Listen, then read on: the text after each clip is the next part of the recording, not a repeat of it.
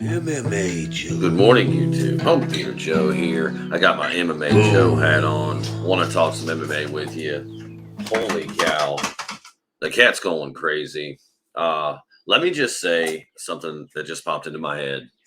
One of my philosophies, man. I think we're all kind of MMA Joes. I don't want to just sit here and talk at a camera and have people listen, man. I'm dying for interaction in the comments section, having guests, someone to talk with, bounce ideas off of. So I guess that's kind of a tangent there. What I'm really trying to say is we're all MMA Joes, just like we're all home theater Joes, and we can all be useful to the conversation. So that's just what I think about that, man. I actually want to talk about Conor McGregor and his coach, John Kavanaugh, this morning, but I'm actually going to start, probably said the word actually way too many times. Excuse me if I could talk. I'm so excited. I just want to get into this. So I'm going to share my screen a little bit here. We're going to do that. Then I'm going to press share screen. Then I'm going to press that. And here we go. So first off, guys, I'm just going to start by talking about Islam Makhachev real quick. Hey, look, I think this guy warrants all the hype, man. Him and Hazmat, they deserve what they're getting. I really thought Benil would be the test for Islam. I do believe Bobby Green is a good test for him, but I believe Bobby Green is coming at this one at a major disadvantage, having just fought, coming off of So anyway, that's not exactly what I want to talk about. I just want us to take a look right here at Islam standing next to who, Habib. Um, Easily one of the greatest 155 pounders to ever do it. He is not the greatest of all time, in my estimation. Pound for pound, he's way up there, though. Pound for pound, you're talking now, he's way up there, but he is not the greatest MMA athlete of all time, or excuse me, MMA fighter of all time. Not by a long shot. That's my opinion. Please, if you differ from that opinion, let me know. Let all of us know. Um, anyway, let's look at this, though. This I find very interesting. Look at how tall Islam is. He's about same height as Habib, right? What do we know about Habib? We know that Habib walks around at 200, right under 200 pounds, probably over sometimes, right? His entire career in the UFC. So, just for comparison's sake, check that out. Now, let's go over here and check out this photo right here. Bam. Islam Makhachev. Look at this. Look at this physique on this guy. I mean, this is a scary dude, y'all. Now think about what I just said about Habib walking around at 200 pounds. These men cutting weight. Let's see. I don't believe I have a good cutting weight. Here we go. Just look at how skinny Islam is here. Okay. He's cut a tremendous amount of weight. And then come fight night, we're back to this physique. Why am I saying all this stuff, man? I'm saying all this because this guy fights at 155 pounds, and I just kind of realized that his size compared to Habib, who we all know his skill set, is comparable. So we know that this man Islam is going to be one of the bigger guys at 155. We know that he is cutting a lot of weight to get down there. My guess is he would walk into camp somewhere around maybe 190, 185.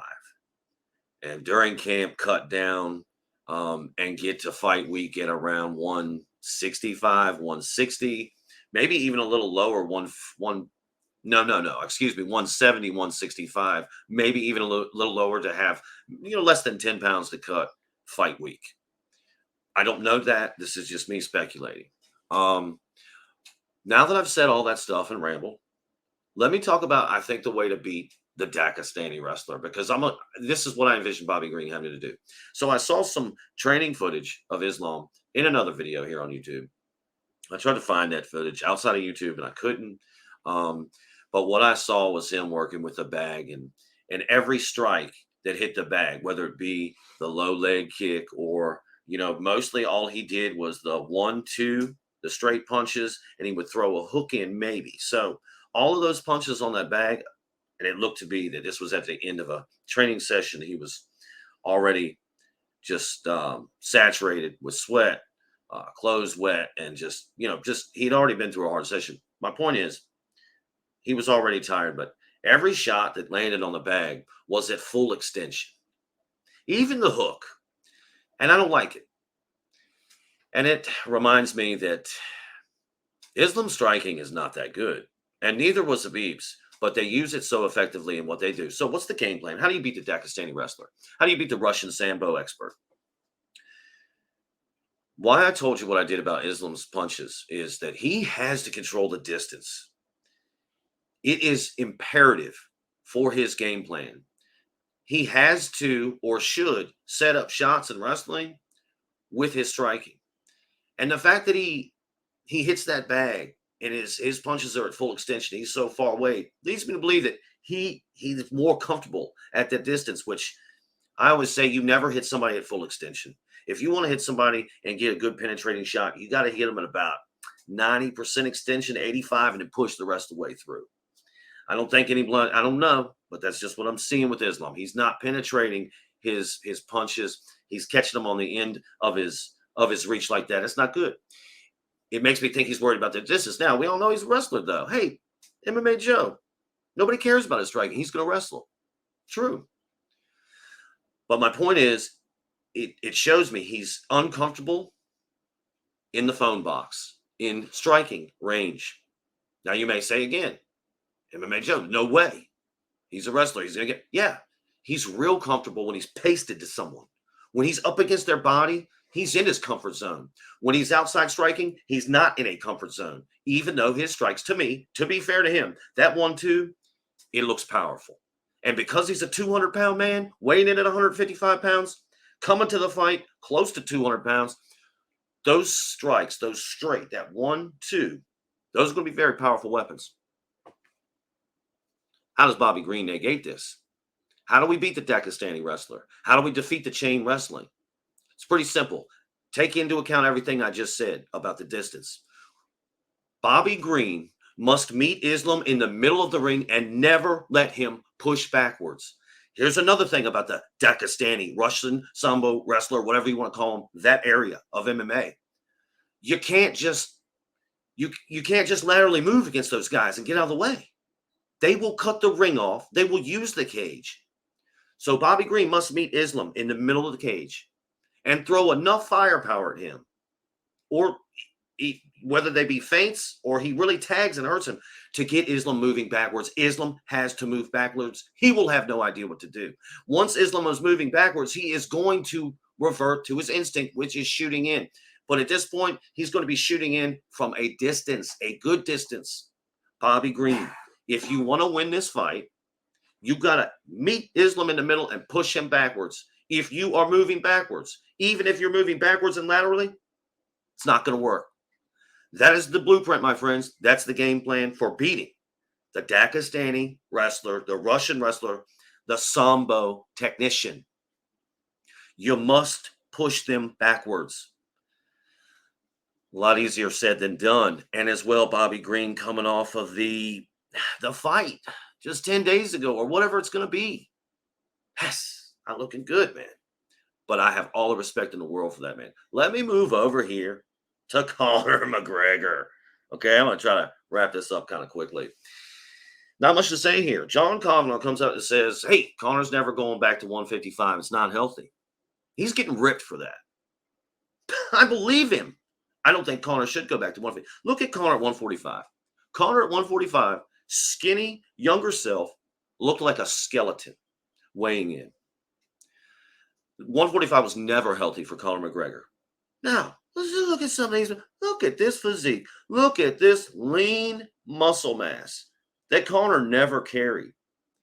We can be sure that because of the broken leg, he is prescribed steroids, hormones, whatever else, and he is taking full advantage. Got to give Conor McGregor,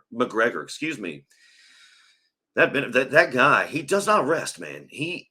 Listen, you can take all the steroids you want to, but if you're not working, it's not going to matter. Clearly, Conor McGregor's working. So everybody ripping John Kavanagh, excuse me if I'm not saying that right, but this man can't go back down to 145. That's never going to happen again. 155, I don't know, because as we discussed just now, Islam Makhachev and Habib Nurmagomedov, they're 200 pounders, and they moved down to 155. And it looks like to me, Conor McGregor right here, I'm gonna give him 188 pounds. I bet you he's 188 pounds, man. 190, maybe bigger. I don't know. With this much lean tissue here, and maybe it's not so lean. It's just tissue mass. The muscle mass here is just something like we've never seen on Conor. Actually, it's been building for a while. Got to the point where, look, I just got to say something about it, because no, I don't know if he can return to 155. I don't know what he's doing. His weight cuts were not healthy anyway, which again brings us back to the whole weight cut discussion in MMA, but we don't need to go there. John Kavanagh, now that I'm talking out loud, like, this guy could probably make 155, but I don't see that happening for Conor. And 170, I see people saying he's going to get ate up, and yeah, probably. Connor's got dynamite in his hands. And prior to now, I don't believe he's ever really been on any PEDs, to be totally honest. I think Conor was a natural competitor. There's no denying that there's a supplemental aid here, whether it be hormone, androgynous hormone, or whether it be I don't know. That's for Derek Moore Plates More Dates, y'all. Shout out to him. He's awesome. Getting a little too corporate over there on his channel for me lately, but I love Derek. So I'm going to keep riding with him. That man is all business, right? More Plates, More Dates.com. That's all business, right? Love that guy, though. So, listen, we know what Conor McGregor is. We know he's huge. Yeah, I don't think he's going back, y'all. Really don't.